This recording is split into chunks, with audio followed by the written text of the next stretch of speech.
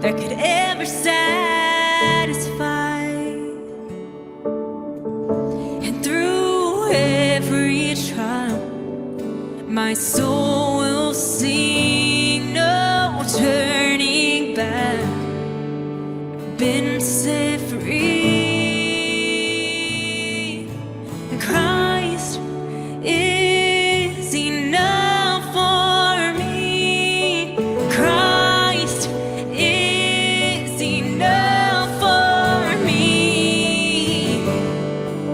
And everything I need is in you. And everything I need. Christ, my all in all, my joy and my salvation. In this hope will never fail, 'cause heaven is our home. And through every storm, my soul will sing, Jesus is here. To God be the glory. Christ is enough for me. Yeah, Christ is enough for me. And everything I need is in you. Everything I need.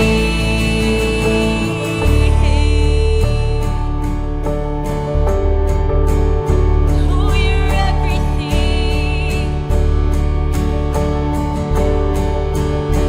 I have decided to follow Jesus. No turning back. No turning back. I have decided to follow Jesus. No turning back. No turning back. The cross before me, the world behind me. No turning back. No turning back. The cross before me, the world behind me. No turning back. No turning back.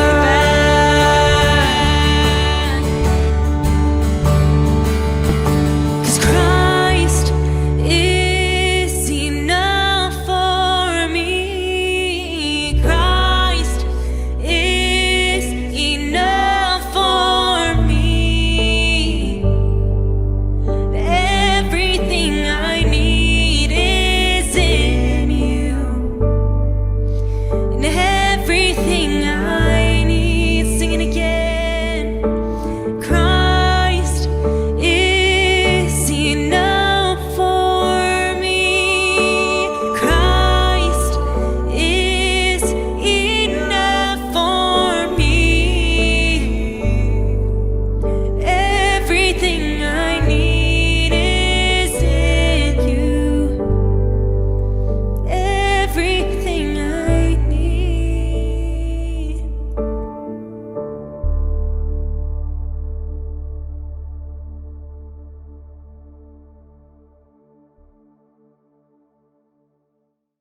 Well, hello there. We're in the middle of this movie shoot with all this crazy medical stuff. Yeah, all this stuff kind of makes me a little bit sick. I actually fainted at the sight of blood. So, well, welcome to our service today. My name is Wes, and I'm one of the pastors here. And it's so good to have you here, especially if you're new. We want to get to know you. So fill out a connect form on our website, southridgefellowship.ca. We would love to get to know you better, and for you to get to know us, and us to get to know you. And it's just a part of community here through Southridge. Well, we've got a couple of announcements for today. The first is that we have a Day at the Farm on October 24th at 2 p.m. Buy your tickets through our website, southridgefellowship.ca. We would love for you to be part of this kind of pumpkin festy type thing. We're going to be over at Alder Acres. It's going to be a lot of fun. Bring the whole family. If you're single, just come. If you're an older couple, just come. It's going to be a lot of fun with other people in our church. So sign up on our website, SouthRidge Fellowship.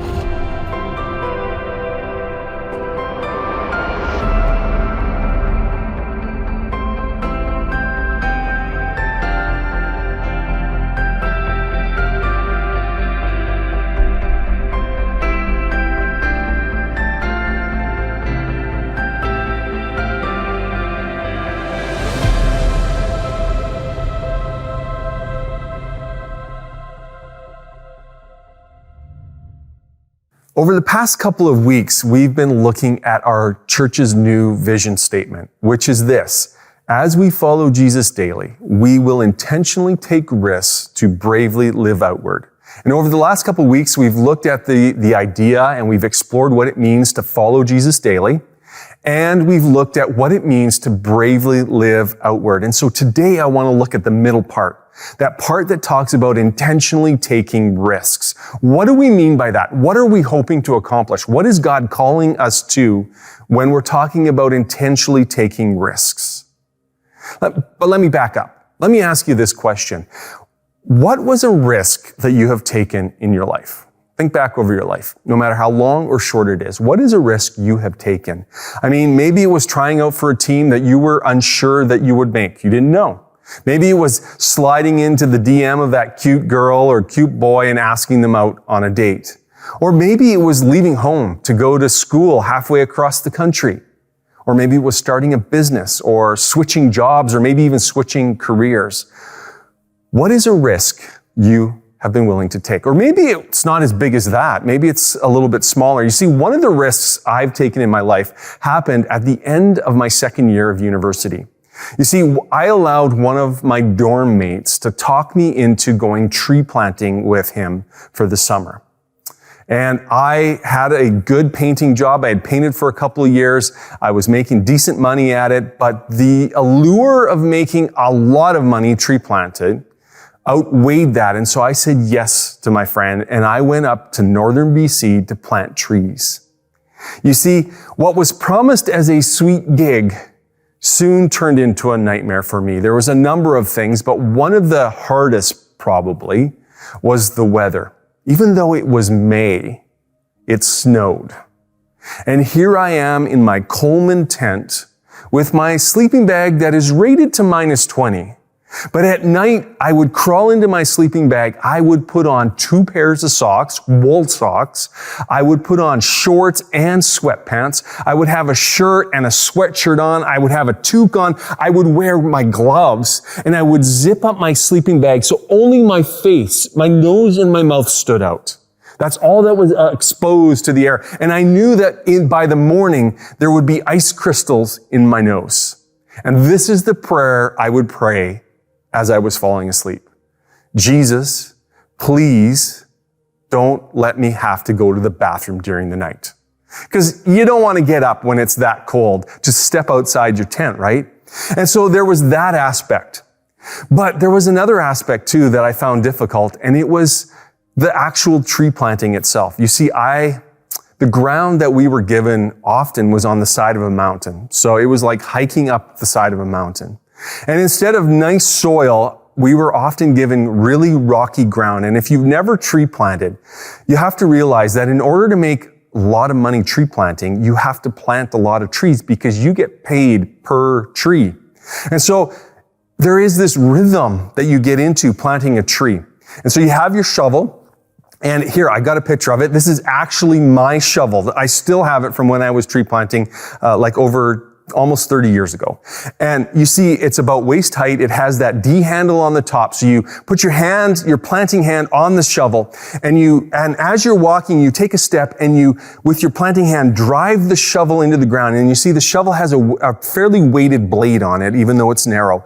And you drive it into the ground, and then you pull it back, opening a hole in the ground. And with your right hand, my right hand, that's because this is how I planted, I would take a tree out of my planting bag, bend down, put it in, take the shovel out, and then I would stamp on it a couple of times to close the hole and keep the tree there. And then you'd be on to the next one.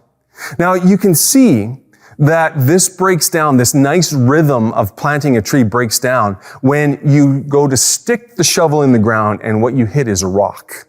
Because your shovel doesn't go in. There's no hole to open. And worse, your hand just starts vibrating. And what you end up having to do is stopping your rhythm, getting out of that rhythm, moving your foot to your shovel and pounding your foot down on your shovel, trying to open a hole so that you can put your tree in. And then you've got to try and close that hole. And it's a lot harder if there's a bunch of rocks as opposed to just nice soil, right? And so it got so bad because the ground was so rocky most of the time that I would wake up in the morning with what is known as the claw. You see, my hand would freeze in the form of carrying the shovel. And I would actually have to take my other hand in the morning when I wake up and peel my fingers back in order to create the flexibility. I couldn't actually move my frozen hand because I had the claw. And so with all these things going on, I soon began to despise tree planting. No wonder why, right? But I had made a commitment to be there the entire spring plant season. And there was this little minor fact that we were in the middle of nowhere in northern BC and I had no transportation. So even if I wanted to leave, I couldn't leave, but I was going to stick it out. And so this is how I tried to cope. Every night I would write a letter to a different friend. And I would write this letter and I'd address it to them and I'd explain what was going on. And in it, I would say, I hate tree planting. I hate tree planting. I hate tree planting. And then at the end, when I was about to close the letter off, I would say this, do me a favor. When you receive this letter, after you read it, do not throw it out. Keep it. And if I ever come to you and think and talk to you about having an idea about going back tree planting, whip out this letter and show it to me and remind me of how much I despised tree planting. And it was a good thing. My last week of tree planting, I was switched crews and I was put on with the more experienced crews. And so I got to plant where they were planting. And let me tell you, I learned a secret about tree planting. They give the experienced crews the best land to plant in. Like, for example, in half a day of planting with the experienced crew on their land, I planted more trees in that half day than I had the entire previous week. Because you could just get into that rhythm and plant and go and run and plant and go. And at the end of that day, I realized why some of these guys were planting, because you could make a lot of money if you got onto the experienced crew and planted. And so what the secret was is you usually got on the experienced crew on the second year of planting. That risk, I stood out, took a risk, and it was terrible for me. It really was. You see, when we have experiences where we take risks and it doesn't actually play out for us, one of the downsides of that is we can become afraid to take even more risks because our experience teaches us that we shouldn't do it, that there is negative consequences for taking risks. And so oftentimes, if we have enough bad experiences, what happens is that we get into this play it safe mindset. And for me, that play it safe mindset was just stick with painting, Brent. Stick with painting. Don't go back to tree planting. You see, for each one of us, our risk tolerance is different. And our risk tolerance is sometimes affected by our personality. Sometimes it's affected by our experience. Sometimes it's affected by our life stage. Because generally, when we have kids, we take less financial risk because we got someone to provide for now, someone to take care of. The older we get, generally, we tend to become more conservative in our risk taking. Sometimes that's financial, sometimes that's with making big life decisions or choices. And yet here's the conundrum of life, I think. Most of the worthwhile things in our life, if we take the time to sit down and examine it, always have this element of risk. The starting up of your business that is now successful. The asking out of that girl who you married. The deciding to have kids even though you didn't know if you could afford it or if you were going to be a good mom or dad, and now you got 2 or 3, or in my case, 4. The taking up of a new hobby that you didn't know if you had the skill set. If we're honest enough, I think the exciting things in our life, our exciting memories, are the ones when we take a risk, go on that trip, go out with those people, do those things. And if we evaluate the people around us and the people we admire, generally the people we admire, if you look at their lives, are the people who have taken risks and not let failure stop them. You see, history doesn't remember those who play it safe. The history books that you read don't highlight all the people who played it safe, do they? They highlight the people who took a step and took a risk. And sometimes it highlights those who fail spectacularly, and sometimes it highlights those who succeed. But they all took risks. Let me give you an example. I'm going to give you a list of names and just see if you know any of them. Let me read them for you. Have you ever heard these names? Shammua, Shaphat, Igal, Pati, Gadiel, Gadai, Amiel, Sethur, Nabil, and Guyo. Heard any of those guys? And they're all men, by the way. If you maybe were counting, you realize that I just list off 10 names. To give you a perspective, a context, those 10 names are usually associated with a list of 12 names. Let me give you the last two names, Caleb and Joshua. Now, many of you are probably knowing where this is going because you recognize those two names. You see, when I add those two names, you know that I am talking about the 12 men that Moses sent in to the promised land to take a look at what it looked like. For those of you unfamiliar with the story, let me just kind of give you the Cole's Notes version. You see, the Israelites had been in slavery in Egypt for a little over 400 years, and through a series of miracles, God causes them to be released from their slavery, and He brings them to the land of Israel, or what would be the land of Israel, the land that He had promised to Abraham and his descendants over 400 years earlier. And so they arrive and they're wondering what this land looks like because there's no one alive in the Israelites who had ever seen this land. And so, of course, they send in these men to take a look, and they realize that the land is not empty. There are people who are there. And this story is found in Numbers chapter 13. And so I just want to start by reading the first couple of verses. So verse 1 says this, "The Lord said to Moses, 'Send some men to explore the land of Canaan, which I am giving to the Israelites. From each ancestral tribe, send one of its leaders.' And so at the Lord's command, Moses sent them out from the desert of Paran. All of them were leaders of the Israelites." Verses 4 to 16 goes through the names of the men who were sent. And then verses 17 to 25 tells us what they explored. And we find out that they're more than explorers. They're actually spies. Because they're checking out the cities, if they're walled or not. They're looking for how hard will it be to conquer these people.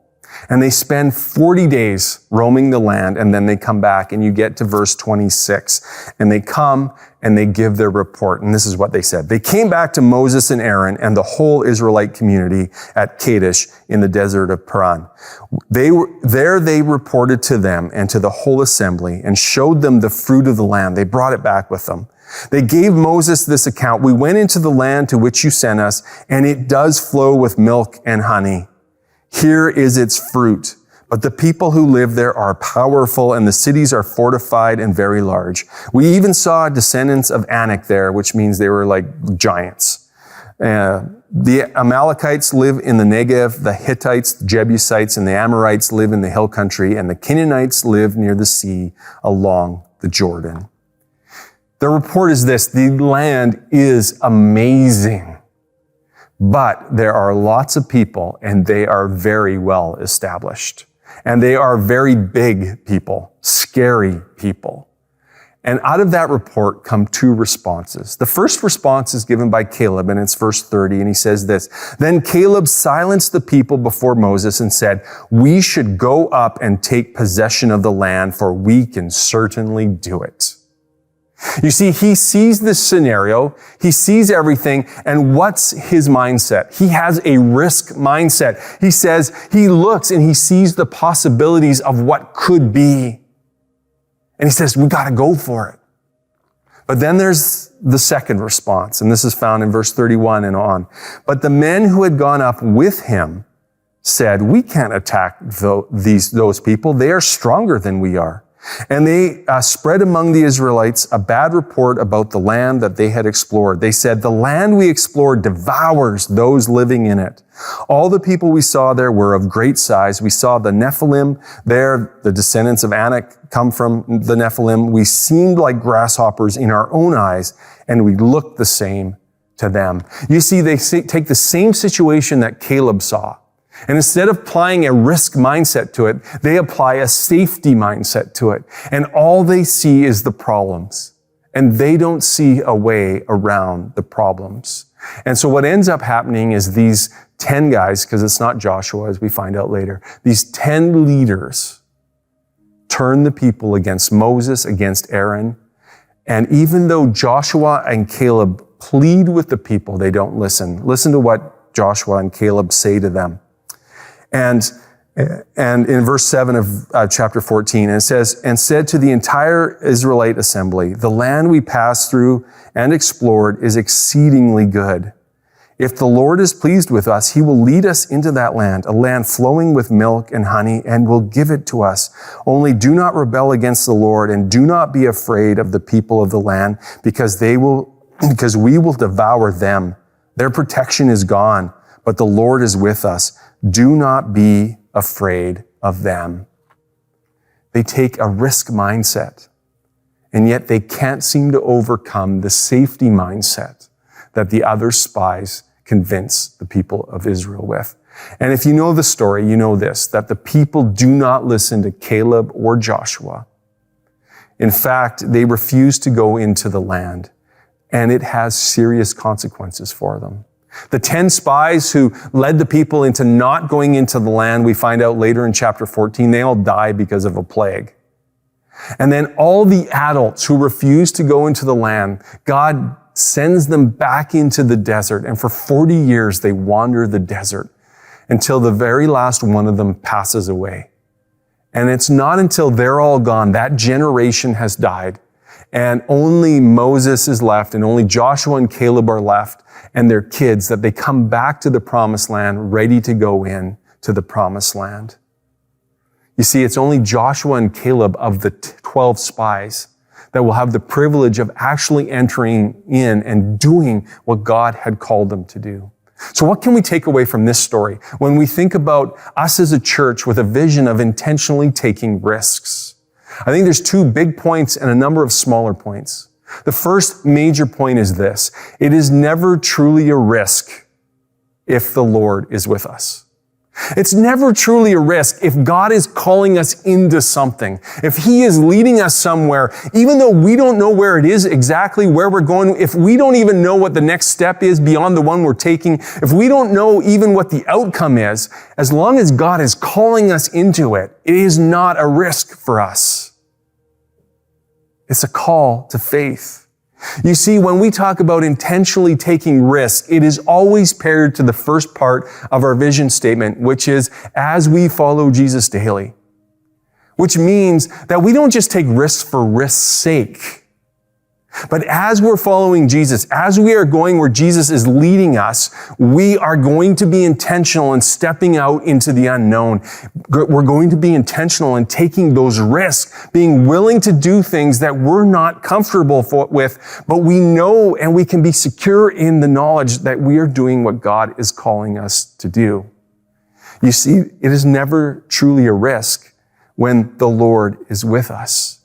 And then you add the last part of our vision statement, which is to bravely live outward, which gives us another qualifier and direction in terms of the risks we should be taking. The risks we want to be taking are the ones that help us live outward. The ones that where we're intentionally doing things that will allow us to live the mission that God has given us as a church, to love him and change this world one life at a time. You see, what it means is that when we have decisions to make and choices to make, the decisions we should err towards or lean into are the ones that help us turn outward, live outward, not the ones that help us to be inward focused. We need to be outward focused. This word intentional, intentionally take risks, means a couple of things to us. First, it means that in being intentional in the risks that we are taking, we will actually evaluate the choices we are making. But it also means that we are going to build into our plans opportunity to take risks. In fact, even now, when our staff gets together to plan things, to look ahead, and to think about what God wants us to do, one of the questions we are now always asking in our planning session is this: where's the risk? What's the risk? Like, where can we step beyond where we are comfortable in what we're going to do?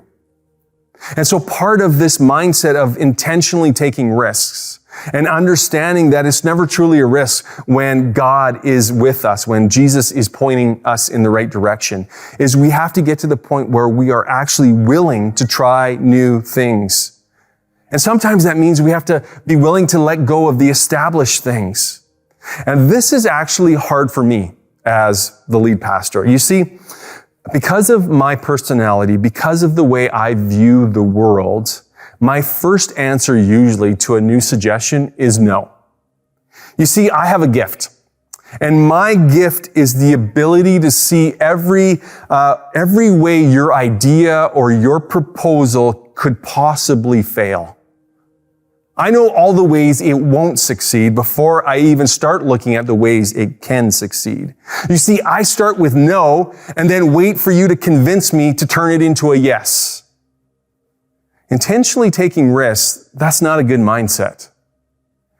In fact, I've come to a place where I have to realize that I have to actually start with yes. Not no, but yes.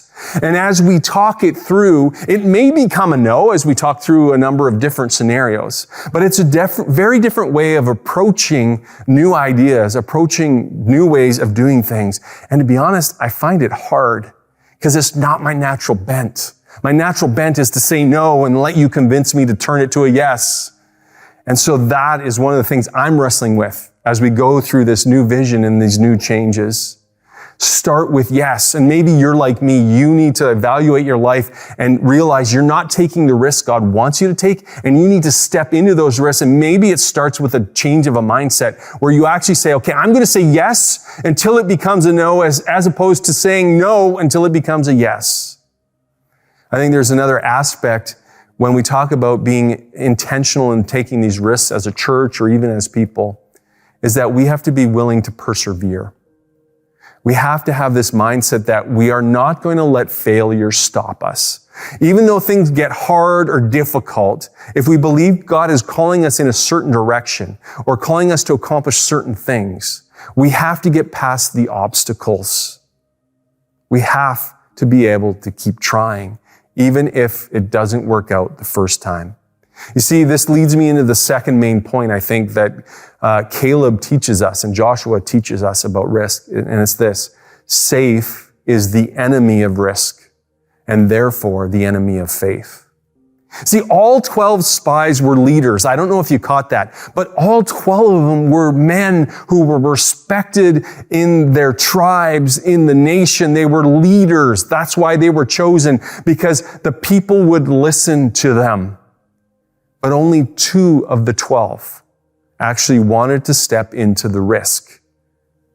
They were the only leaders willing to take a chance, willing to step out. The rest, they weren't.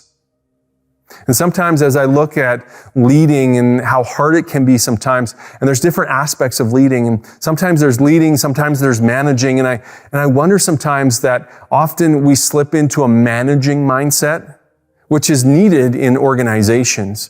But managing mindsets, usually what they're focused on is cutting down on risk, right? They're trying to protect the assets. They're trying to make sure the revenue streams are maintained. They want to actually keep the status quo if it is going well. But leadership is about moving into the future. Leadership is taking a step into the unknown. In leadership, there is always an element of risk. And so if God is calling us into these areas of risk, we need to be brave enough, we need to be courageous enough to be willing to step into these areas of risk And to be able to do that, we actually have to have the willingness to try something and be okay if it fails. Because not everything we do is going to be successful.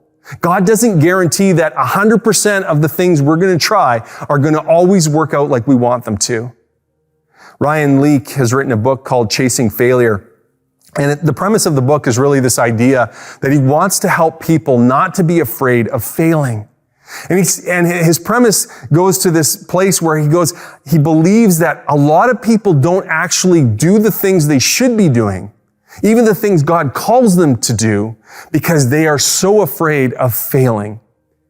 And he gives an example. One of his heroes is Kobe Bryant, the superstar basketball player who played for the Lakers. Kobe won several championships, is in the Hall of Fame, was probably one of the best players of the game. And he had a chance to meet Kobe and talk to him. And then in his book, he quotes part of Kobe's book, which is the Mamba mentality. Kobe's nickname was the Mamba. And Kobe writes this, because one of the things that most people don't realize about Kobe Bryant is this. He is the record holder in the NBA for the most missed shots. You see, Kobe wasn't afraid to take the shot. And this is what Kobe says, I wasn't scared of missing, looking bad, or being embarrassed. That's because I kept the end result, the long game in my mind. I always focused on the fact that I had to try something to get it. And once I got it, I would just have another tool in my arsenal. If the price was a lot of work and a few missed shots, I was okay with that. You see, I don't think Caleb was under any illusion that conquering the land was going to be a walk in the park. I think in fact, he knew he was going to lose people in the fighting, that he might lose family members, that he himself might even die. But the goal of taking the land, the goal of realizing the promise of God for the Israelite nation was way more important to him. And he was willing to bet his life on that. He was willing to step out and take the risk that he believed God was calling them to take. We need to have that same kind of mindset. And yet we've added one more layer at the church here. You see, we want to step out and try new things. We have to have a willingness to try even though we fail. But we've also got this other kind of statement we've come up with. We will fail, but we will not suck. Meaning that whatever we step into, whatever risk we take, we will put our full effort into it. We will try hard. And it's not necessarily about the end result. It's about the effort we put in, realizing that in order to get to places that God wants us to go, sometimes he takes us through learning times, sometimes he takes us through things that are not as successful as we would like them to be. And so in our willingness to try new things, in our willingness to risk, in our willingness to step into those moments, we have to also be willing to fail. But when we fail, we're not going to suck. We're going to fail well, right? We're going to do everything we can to do that well. You see, our church is 25 years old. And I think for a 25-year-old church, there is a temptation to be really comfortable, especially since our church has had some degree of success. There is a temptation and a pull to play things safely. But we can't get to that place. Because ultimately, if you continue down that road, I believe that as a church, we'll end up dying. We need to be at a place where we are continually taking risks. In fact, we want to basically enter the land of what if. I've been watching Marvel over the last number of weeks. They have this new series out that looks at their well-known movies and their well-known stories and asks this question: what if something else happened? And they take these scenarios and play them out. And in many ways, I think that's the attitude we need to take to church and our life. And constantly ask the question, what if? What if I do this? What if I do this instead of that? What if I go and do that sort of thing? What if? What if we make a different choice? What if we make choices where we don't actually know what the outcomes are? You see, COVID has forced us to do a number of different things, including one of the key things that we have always done through our over the last at least 20 years. I don't know if you realize it, but it's been 2 years since we have run a soccer camp. something that has defined our church in the past. We haven't been able to do it. And here's the thing, I'm asking the questions right now, like the what if questions. What if we never run another soccer camp? What if we do things entirely differently? What if we step out and take a risk and get out of our comfort zone? What if soccer camp's time has passed? Now, I don't have an answer for sure on that, and there's still a lot of discussion that needs to take place, but what if? Those are the type of questions we need to be asking ourselves. What if there's some way better to reach our community than soccer camp? What if there's something better out there that we could do that would actually help us bravely live outward? I think it's also a good reminder that our vision statement starts with as we. You see, the as we is both a personal and a corporate language. And we did that intentionally. As a church, we want to do this, but as a church, we will never do this if the people in our church aren't doing this. And so this message is really a message to you to examine your life. And as you follow Jesus daily, are there things he is calling you into that require risk, that require you to move out of a safety mindset into a risk mindset, that require you to do something different than what you're doing?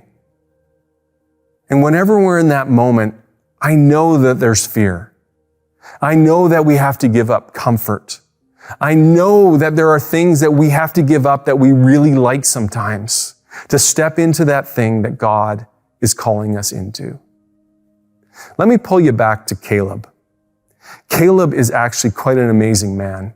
I don't know if you know his full story. I think he's only mentioned in the Bible in like 30 verses. And we've just covered a chunk of them. You see, Caleb is ready to go into the land. And so after 40 years of being in the desert, in the wilderness, he still has that same drive. He still has that same belief that this is what God is calling them to do. And so he is one of the leaders that leads the nation of Israel into the promised land. And in Joshua chapter 15, it tells us that Caleb is given a section of the land around Hebron. And Hebron, it tells us, is where these giants live. And at 85 years old, Caleb leads his family and takes his piece of the land, conquering the people that are there. He defeats the giants. Did you catch that? He was 85 years old. Apparently, he wasn't ready to retire. Apparently, he wasn't ready to let his kids do all the work. Apparently, he wasn't content to live on stories that were 40 years old. He wanted to be living in that moment. And you might be listening to this and be at an age where you are starting to rationalize the things in your life that you've done enough. I don't need to do that. I've done my time. I don't need to do that. The kids can do it. The next generation can do that. But let me leave you with this. If you are still alive, that means God isn't finished with you yet. He always has more for you. Even if it takes you longer, even if you're slower at it, if you're alive, God still has more for you. So my encouragement to you is be intentional. Take a risk this week. Do something that you would not normally do as you follow Jesus daily. And then we'll see where God will take our church when all of us are doing that. Let me pray. Dear Heavenly Father, I thank you for today. Lord, I thank you for this challenge of intentionally taking risks that is part of our vision. Lord, it is a challenge to me. And I know I struggle sometimes with even my own mindset of how I approach things. So God, I pray for myself that you would give me a risk mindset, knowing that when you are leading me and leading the church and leading others, that at the end of the day, it's not really risk. It just means we don't know what lies ahead, but you do. And so God, help us to become a church that intentionally takes risks as we follow you so that our community can come to know you, so that we always keep that end goal in mind, that we are doing this because of you so that we can change this world one life at a time. Lord, we thank you in your Son's name. Amen. Well, thanks for joining us today. It's so good that you're here with us, and we trust that you really heard from God today. Maybe there's something you're really struggling with that you would like to go deeper on, and one of the things we do online is to go through a few questions, to go with somebody who's beside you, someone maybe you can call or text later to say, hey, can we just go through these things? I just experienced this awesome service at SouthRidge, and I just want to go a little deeper to really understand things in my own life. And so here's a few questions you can kind of ponder and think through and interact with. The first question is, what is a risk you have taken? So just think about that. Was there a risk that you've taken? The second is, what is your most common objection to taking a risk in your life? And the third question is, what do you need to do in order to move from a safety mindset to a risk mindset? Well, I hope you do go deeper, and we trust that you are going to hear from Jesus, and we really hope that you just join with us next week to continue in our series, our Vision series.